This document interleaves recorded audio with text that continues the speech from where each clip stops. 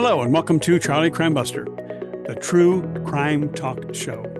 Hi, my name is James Buckland. I am the executive producer of the podcast. And if you would, please reach out to Charlie at charliecrimebuster@gmail.com. If you have any questions or ideas or suggestions or even comments, please reach out to charliecrimebuster@gmail.com. That's charliecrimebuster@gmail.com. The views and opinions expressed in this presentation are solely those of the individuals interviewed or participating in this presentation and do not represent those of Charlie Crimebuster nor Peacemaker Network. All individuals described or mentioned in this presentation should be considered innocent unless until found guilty in a court of law. This presentation contains subject matter such as violence and graphic descriptions which may not be suitable for all audiences. Listener and viewer discretion is advised.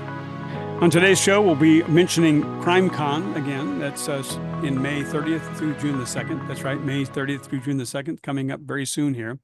And then we'll be updating you on the Chad Daybell trial, and we'll be giving you additional information and details of the trial, along with some question and answers sessions with Charlie. If you want to see more podcasts, you can go to charliecrimebuster.com. That's charliecrimebuster.com. And we have shows going all the way back to 2018. And actually, if I may mention, 2019, we brought to you the Lori Vallow missing child case. And it's there on the podcast on that particular forum, that platform, charliecrimebuster.com. If you want to support our first responders, law enforcement, and the brave and men and women of military, please go to peacemakernetwork.com. That's peacemakernetwork.com. And there you can become a badge, a BADGE member for as little as $3 a month. That's right, less than a penny a day. But if you don't have that kind of money, please go to our YouTube channel at Charlie Crimebuster. That's right, youtube.com at Charlie Crimebuster. And there you can simply, for free, click the subscribe button. Again, we want to remind you of the CrimeCon in Nashville, Tennessee, this May 31st to June the 2nd. You can register as early as May the 30th. And again, to remind you that CrimeCon is an immersive weekend-long event dedicated to all things true crime and mystery. And it's my understanding that Nancy Grace will be there along with other dignitaries. Again, that's crimecon.com. Okay, we have a myriad of questions that have been posed, and we want to make sure we cover all of our bases here. So I'm just curious because I did want to know where you come up with that. And I was actually listening to the show this week, Charlie. That's good. To the trial and listening to the show. But where did you come up with the name "Till Texts Do Us Part"? Well, it's a very, very interesting name there. You know, very catchy. Right. There was actually, I guess, James, there are three things that really stood out to me in the trial as we were getting ready for this week's podcast to drop. We drop it all on Sunday. Right. And there were three things that I thought was really, really critical. And one was a phone call. The other was some GPS settings. And of course, a group of text messages, by the way, that the public had not seen to that point. Right. So there was actually some new stuff that was actually brought in the trial that all those who've been following this crime for so long did not see. So that was very, very interesting. But when I said "till texts do us part," it is my personal opinion that those texts, the texts that we saw and we were able to hear about and watch the proceedings as it was revealed in the court case, those texts, I really believe, really nailed Chad Daybell. I believe it's probably the best evidence that's out there that ties him to not only the death of little JJ and Tylee, but also to the death of his wife. So the fact that these texts have come in and the fact that they were so free between one another with their texts, we say "till death do us part." Well, this is "to text do us part," because after that time that they were talking on that phone call, by the way, less than 24 hours, Chad Daybell was in cuffs and he was in jail. Right. And they never spoke to each other again. So they were taken apart by those texts and that phone call. Oh, so that's where you came up with the name. I see. Yeah. I see how that works now. "To text do us part." Yeah. Very, very, that was very, very, very witty the way that you framed that. And the way, and just the way you described it now, the fact that they were parted because of texts and the evidence that proved that it caused them to go and arrest him where they can no longer text. Well, That, not only that, when you talk about text, the thing that really came out to me was that on the day that somebody shot at Tammy, she thought it was a paintball gun, but one of the witnesses, very, very, I mean, in a tremendous way, I think he was able to describe how a paintball gun can look like the AR-15 that they took from right, Alex Cox. right. And so on the day that he attempted to shoot her in her driveway, there was over 15 texts between Chad and Alex. Now, there are those people who are trying to say, and I'm sure that Pryor is trying to get as much distance as he can between Chad and Alex. But these texts, they bring them right together in a conspiracy. And that's what conspiracy is all about. 15 texts on that time alone prior to that attempted murder. And then also those texts again between Chad's phone and Alex's phone all through the night that Tammy died. So those texts not only are going to do them part between he and Lori, I believe those texts is what's going to keep Chad apart from ever being free again. That makes perfect sense. Well, at the very beginning of the in your teaser, as we call it in production, your very teasing statement early on about a bombshell ruling of the judge. When you say bombshell, what was it that the judge dropped? Wow, this one I think caught all of us off guard. Nobody expected this, and the interesting thing about it, the defense had been doing, I think Pryor's been doing a great job. It's him by himself against all this parade of investigators and prosecutors, and I think he's done a phenomenal job. He has. I think he hasn't had a lot to work with, but what he's had to work with, he's done a tremendous job. He did not catch it. The prosecutors did not catch it, but the judge himself found that there was on one of the warrants, one of the indictments, and by the way of indictment, I mean the indictment of one of the counts against Chad Daybell, the indictment charging him of murder in little JJ's life. One of those indictment documents had the incorrect date on it for the death of little JJ. Right. And of course, Pryor jumped right on that. And actually, the judge could have right then, he could have ruled and threw out that indictment. But as he looked at it, it was simply a clerical error. And those things happen in legal documents all the time. And there's even a law that states, that if that is a clerical error, just a simple error, and it did not impact the evidence and the facts of the case, that you could go on. And so he went ahead and he ruled that the indictment would stand and would go on. So I called it a hold your breath moment because all of us was holding our breath. I even saw news accounts where, we saw people leaving the courthouse who had heard that, and they were very, very upset and thinking, hey, it may be over on that indictment. They may not be able to charge Chad Daybell in this court hearing of the death of little JJ. And it could have happened. But thank God the judge ruled that it was a clerical error. It did not impact the evidence of the case and gave the prosecution an opportunity to correct it. Now, there was a standing rule that once the prosecution rests, then they cannot amend indictments. But the judge did make an exception and allowed it to go through. So it was really a bombshell. Nobody expected it. I didn't expect it. Let me ask a follow-on. Let me ask a follow-on question regarding, this. I would say like an introduction because I was watching the streaming chat, and when that came up as an issue, one of the respondents in the chat mentioned, is this grounds for an appeal? I'm sure they're going to try to bring that as an appeal, but appeals are not all that easy. Everybody thinks, well, you can just appeal it and get things turned over. You really have to have some real serious evidence for an appeal to work. And in this situation, it's a clerical error. It does not impact the evidence. Even if they do appeal it, the appeal's not going to go anywhere. So we know there's going to be an appeal. There's always appeals in these cases. Right. And in a way, some people have said they like that because it gives us more time to make sure that we haven't incorrectly indicted someone or convicted someone, I should say, who's actually innocent. It gives them an opportunity to retest certain areas of the case.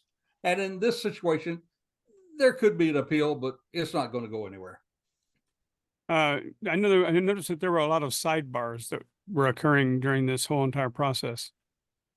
Well, wouldn't you love to be a fly on the wall in those sidebars? Oh my word. I would. Yeah. I certainly would. Yeah, every time they do that, all of us are thinking, wonder what they're talking about, Right. Wonder what it is. So probably some of those sidebars would be very interesting.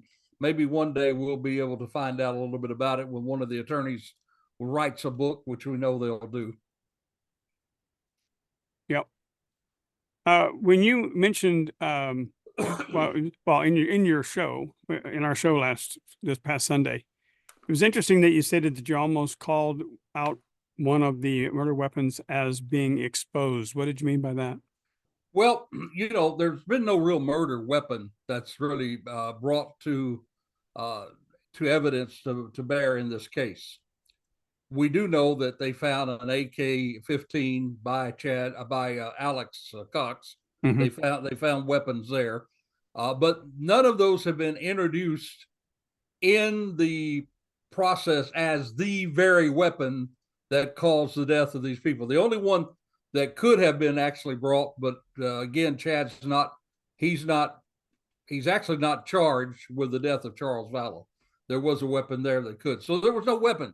But if you think about it, Chad Daybell, he's the one who introduced this about the spirit going at certain places on the death chart. He's the one that introduced the light and the darkness and what I call the death chart. He's the one that started all of that, and he's the one that brought all of that, who actually put into motion these things that's caused the death of Charles Vallow, caused the death of JJ and Tylee and Tammy. Well, the way that he communicated often, as we're seeing now in the evidence, is through that little device, James, that you and I do not leave home without. And what is that? That's a cell phone. That's a cell phone. Yep. Correct. So I almost said the murder weapon is a cell phone because it's that cell phone that really put into motion this diabolical plot to take the lives of these innocent people. So I almost said, well, I believe this is the murder weapon because this is how Chad Daybell, and boy, I have to, I guess I'm going to have to give him a little more credit for being smarter than I thought he was. I know he's evil. I'm not going to give him any credit for being good. I know he's evil, but I guess I'm going to have to give him a little credit because did you know that they could not trace Chad Daybell's GPS because he had it turned off? They were not able to get texts, they were not able to find certain things because he used multiple cell phones. So I guess of all the people involved in this conspiracy, he was perhaps the most careful. And yet I believe he was probably the person that's most responsible for all this happening. Well, speaking of being careful, the phone call between Lori and Chad, you said they were like speaking in code. When you're speaking in code, what do you mean by that? Well, I really had to pat myself on the shoulder in the podcast. I think I'm my own best fan sometimes. I'll give you a virtual pat. But I brought about a comparison. I said, these guys, they just thought they were smarter than the cops. However, in a nation that was smart enough, now think about this, James, we were able to break the Japanese code during World War II. We were able to break the Nazi code during World War II. Right. And of course, cops were very easily able to break the codes that they were using. They would use code words. For instance, they would call somebody a different name, and they would talk about different things. And you're going to see that in this phone call. I mean, they talked about that they had a blueprint and they had a project, going on. And so the blueprint was the plan, this diabolical plan to take the lives of these people. Right. The blueprint was that. And the contract, they even talked about that. I could not believe it when I heard the word contractor. Yeah. Because what did I say months and months ago? Not months ago. Gosh, James, years ago. Yeah. 4 years ago, I said that Alex Cox was their spiritual hitman. Right. And what is a hitman? A hitman is a Contractor. Exactly. He's contracted for hire to make hits. And so, his hire was having this prestigious place in the kingdom of God that he thought he was getting. And they used their contract. So all through that phone call that they introduced at the close of the prosecution's case, you could see this code. The code was the blueprint. The code was the fact that they had a contractor, and you can see all of that in there. You see, Chad, he did his dirty work by communicating. Now, while he did not hold the gun, he controlled the gun, and you can see this code throughout it. You see, they thought that they were smarter than the cops, but as often happens, that's not really what comes to be. Well, the fact that they cracked the code, what significance then is the code word Ray? Oh, I love this part of it. I don't love anything about the kids being killed and people dying. No, of but course not. but I thought it was really interesting. Ray was code for Alex Cox. We saw that throughout the trial. It was introduced. Right. But the real crazy thing, to show you how crazy this is, this phone call starts out and Chad is talking to Lori and he says, "I've been texting Ray." Well, the thing is, Ray is Alex Cox, and at the time of this phone call, guess what? Alex Cox is dead. He's texting. Listen, Jay, he is texting a dead person. Oh, geez. And the crazy thing about it is that Lori believes it. And as I think we talked about last week, I often wondered once she got arrested, did she really still believe this stuff? But on that phone call while she was in jail, I got to tell you, it sure appeared that she was swallowing this hook, line, and sinker. She really believed that Chad was communicating with Alex Cox, who was already dead. Right. Yep. Absolutely. Well, in the phone call, Lori talked about a problem. What problem was that?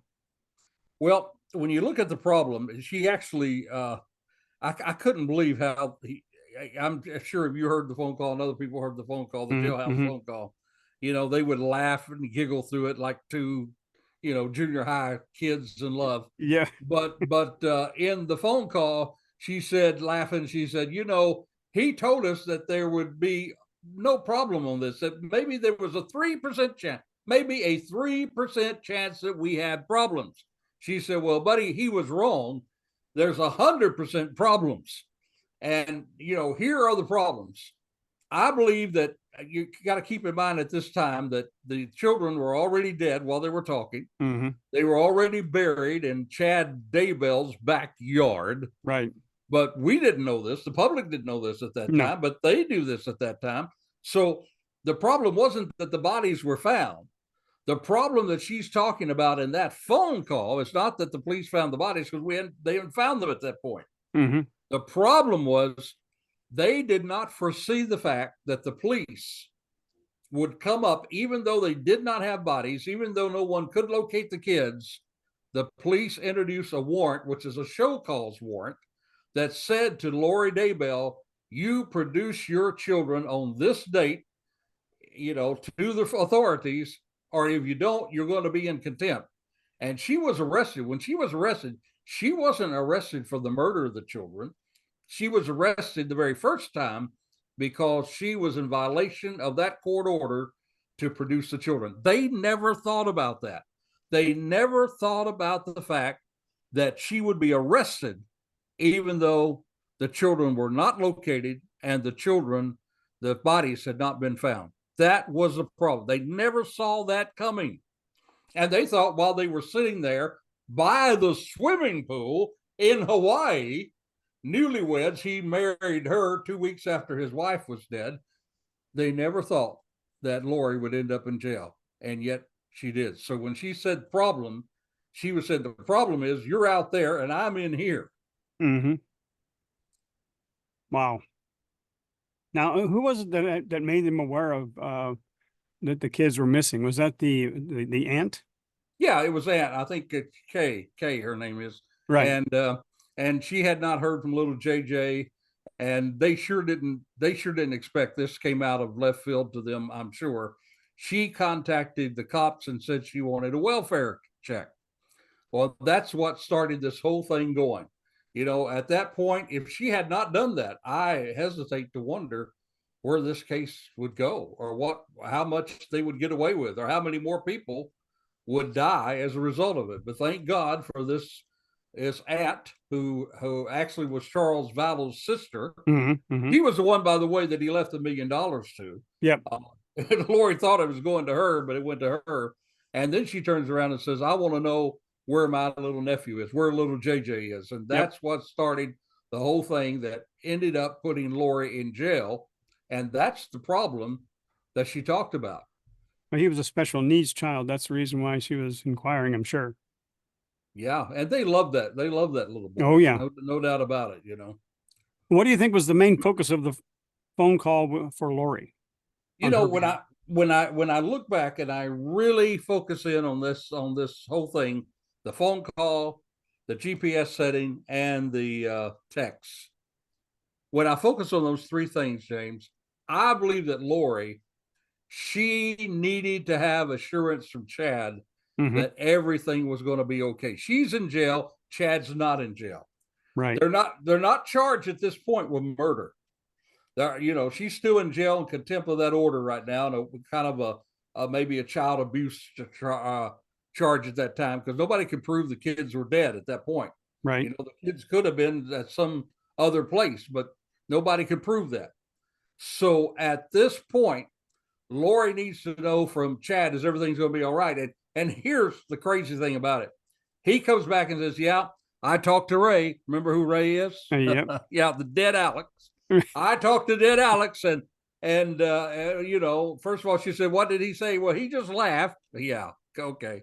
And if you notice, Chad was giggling through that whole thing, Yeah, it was weird. It was weird. I mean, it was strange. It was hard to listen to. So, he's giggling. He says, well, I talked to Ray, and he said, it's going to be okay. And then she said very pointedly, I don't need to hear that from him. I want to hear from you. Right. Is everything okay? Is everything on target? Mm-hmm. And he then assured her that it was on target. And she said, well, how do you know? And he said, because I've seen the future. And then he comes back with this idea that he's a prophet and he sees things that nobody else sees, and everything's going to be okay. So I think the main focus for that phone call was from her. She needed that assurance. And who did she go to for that assurance? She didn't go to Alex. She didn't go to anybody but Chad himself, because he's the mastermind, I believe, of this whole diabolical plot. Okay. So we know her main focus. What do you think Chad's main focus was of the phone call? Well, I think that's very simple. Man, if she turned state's evidence against him, he's sunk, right? Mm-hmm. Mm-hmm. So he's got to keep her on the line. He's got to keep her thinking that he's the greatest thing since sliced bread. He is the exalted one. He is the holy one. He is the man that's going to see her through all this, and he's got to keep her on the line for that. So his focus to that whole thing was to keep her in check. And unfortunately, that was the last time for him. Fortunately for us, that was the last time he got to do that, to keep her in check. 24 hours later, he's in jail. In the text part, you mentioned that there was a death scale. What's meant by the death scale? Oh, this is really crazy. You know, he first of all, he would say when someone was going dark or someone was going light, meaning that someone would go over to the devil or someone would go over to God. That's the short story and all that. Mm-hmm. But the death scale was that certain people, when they got to a certain point of that darkness, then they were ready for their body to be detached from their soul. So when you look at it like that, it is simply a death sentence. Hmm. Now there are some people who might come back and maybe even prior were trying to say, well, he was talking about God revealing to him that that person would die naturally. But again, remember, I said, till text do you part. Mm-hmm. Mm-hmm. In the text, he referred to Charles Vallow, who was on that same death scale. Charles Vallow did not die naturally. Charles Vallow was shot and killed. And when he talks about these people, he even talks about pain to these children, which Mm-hmm. Mm-hmm. is just unreal. So this idea that Chad, is this little nice guy who was very quiet and very humble, and he was just duped by this beautiful woman. Well, he was duped by this woman, but he again is the one who's the mastermind of this diabolical plan. I heard somebody say the other day, they asked, do you think that if Chad had never entered the picture, would Lori ever want to see her children die? Hmm. And this was from the family themselves, because if you've heard the testimony of people, even on the court, they said before she met Chad Daybell, she was a very loving mother and a very good mother. So, that's very interesting, isn't it? To think if, Mm-hmm. well, the truth is, when it gets down to it, like we talked about a few weeks ago, they fed off of each other. They did. Yep. She would manipulate him by her beauty and sex. He would manipulate her by the power and majesty and being a religious leader. So they were the perfect storm. And when they got together, unfortunately, just like a tornado, like these terrible tornadoes we read about this week that hit across the United States and some of these places in Texas and other places, just like that, this tornado came through and it took these poor innocent lives. Wow. Now, you mentioned there were three things, and one of them was the GPS. Right. What can we learn by the GPS? Well, you can't learn anything about the GPS about Chad, except for the fact you can learn about Alex, his GPS. You can see his GPS. And the interesting thing, again, like we brought out earlier, that GPS had him right there at Chad's home, near Chad's home, when that attempted murder took place. The GPS took him to Chad's property the day after the children were seen missing. At least one of the victims was did not see him. It's September the 8th. Last time they saw him, September the 9th. He is on Chad Daybell's property, and that GPS puts him there. And you say, well, it puts him there, but what about Chad? We can't do that with a GPS, but we can do it through his text. He was texting Alex the whole time. And so the GPS is actually the way that the cops found the bodies. And people just don't understand that that cell phone is your life. And even like, remember with the Idaho murders, Brian Kohlberger, Mm-hmm. he turned his phone off during the time of that murder. That says volumes right in itself. It's on all the whole time, but when you're doing the murder, you turn it off. That speaks volumes. And the GPS in this particular situation, and if you've been following it this week, and we'll be bringing this up in our next podcast, but this week Pryor tried to attack the GPS settings, and really he unfortunately, well, he doesn't have a lot to go on. The prosecution came back with a cross-examination, and if anything, they just emphasized again and again that Alex Cox was on Chad Daybell's property. His device was, and we believe he was, and Chad was texting to him the whole time. Yeah. Well, let me ask this question, because I know that I saw it in the chat earlier when the trial first began, and Alex Cox was brought up as one of the chief, I guess you could say the main hitman in the process. But if a unless they substantiate proof that Chad did in fact orchestrate the killing of the children, what if they can't prove that? Does that still make him a conspirator of their death? And does it still entitle the state to ask for the death penalty? Well, the answer is yes, yes.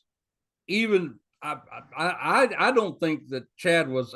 He might not have even been out there on the property at the graveyard when Alex was out there. He could have been in his house. That doesn't matter. The text alone about him talking about the kids getting to the place that it's time for them to be separated. I'm talking about them going to the dark side. He talking about bringing pain on the children. Talking about the fact that he's almost away from his body. And then you see all of this information. For instance, Alex was supposed to go to Hawaii with others to visit Lori. He could not go. Why? Because Chad had something for him to do.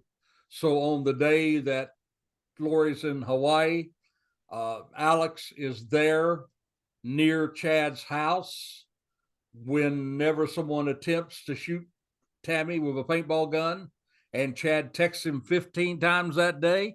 You know, we have a saying in law enforcement, most of the time there's no such thing as a coincidence, and there's just too many of these things happening that ties Chad right to it. So I don't think you have to prove that he had any DNA on these tools that was used to bury the children. I don't think you have to prove that he was out there on the property right there at the time that Alex buried those children. I think the text messages, the phone call, the GPS, and the other things that ties him to Alex's phone, I believe that's going to nail the coffin shut.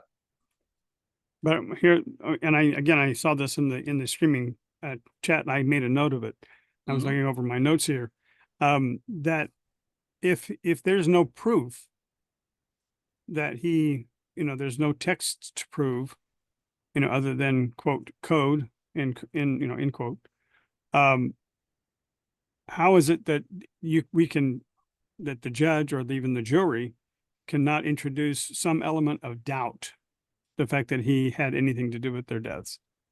I just don't know any way. I would challenge anybody to go back and read those texts that was presented by the prosecution on the last day, next to the last day and the last day. Read those texts where he talks about inflicting pain on those children and how he talks about that they are demons. And he agrees with Lori that, these demons have to be put out. There's no way you can read those texts and just think that he's an innocent bystander on this. You can go rob a liquor store today. You sit in the car. You didn't get out. You didn't walk in. You didn't hold the gun. You didn't shoot anybody. But guess what? You're going to be charged with murder, just like the guy that went in and did it, because you were a part of it. And that's what conspiracy is all about. Chad Daybell is a part of this. I believe not only he's a part of it, I believe he is the force that's moving all of this into operation. So you don't have to prove that he was there. You just got to prove that he was a part of the conspiracy that caused the death of these children. And just like as quick as it was that Lori was convicted, I would be shocked, James. And I could be wrong. I was wrong once back in 1973. No, I thought I was wrong, but I was. I'm kidding. I could be wrong. I could be wrong. But I will be shocked if this jury doesn't come back and totally find him guilty, and even surprised. I'll be shocked if they don't find him guilty. I'd be surprised if they don't give him the death penalty. But hey, I'd love to hear what other people are thinking, Yeah, I would too. Well, we want to remind our listening audience that if you have any questions or you want to pose any questions regarding what we've been discussing about the Chad Daybell trial and even the Lori Vallow Daybell trial, by all means, reach out to Charlie Crimebuster at gmail.com. Charlie Crimebuster at gmail.com. What do we have in store for this coming Sunday release of our podcast? What are you going to be talking about this coming Sunday? Well, James, now we're actually seeing the defense put on their case. Lori's trial, the defense did not put on a case. A lot of people believe that was a big mistake. Well, Pryor is putting on a defense.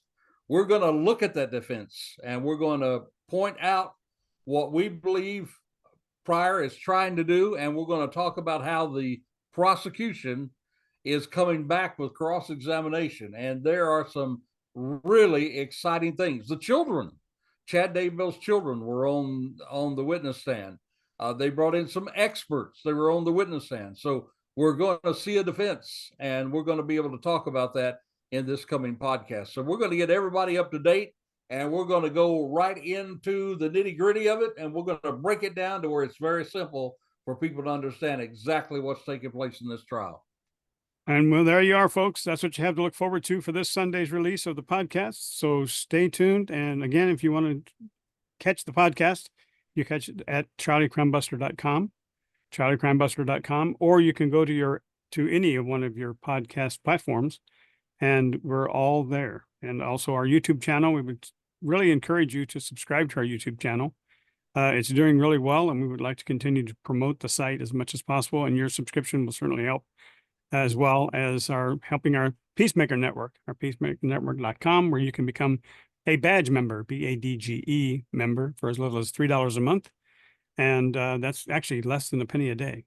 So we would encourage you to do that. That's peacemakernetwork.com. But if you have any questions, concerns, and again, this is an open, free space, reach out to Charlie Crimebuster with anything. Even if you have a rebuttal, you don't necessarily agree with us, you don't necessarily agree with the way that the trial is going, and you don't agree with the opinions that have been formed here, by all means, reach out to Charlie Crimebuster at gmail.com. Charlie Crimebuster at gmail.com. That's right, James. People do have a right to be wrong. Yeah. that is true. I'm kidding. We do welcome it. And hey, boy, thank you for mentioning the YouTube channel. It is exploding, and we're thrilled about it. We are thrilled. Yes. So what do we normally say at the end of our show? So until this time next time, this is Charlie Crimebuster reminding you, stay safe, stay alert. Yep. For the life you save, it could be your very own. You have been listening to Charlie Crimebuster. You can find additional podcasts at charliecrimebuster.com. You can also support our first responders, military, and law enforcement communities at peacemakernetwork.com, or subscribe to our YouTube channel using tag @CharlieCrimebuster. Even visit our Facebook page, facebook.com/CharlieCrimebuster. Or if you would like to make suggestions for future podcasts, please send your ideas to charliecrimebuster@gmail.com. That's charliecrimebuster@gmail.com. Thank you for joining us today, and we hope that you will join us next week for another exciting crime story with Charlie Crimebuster.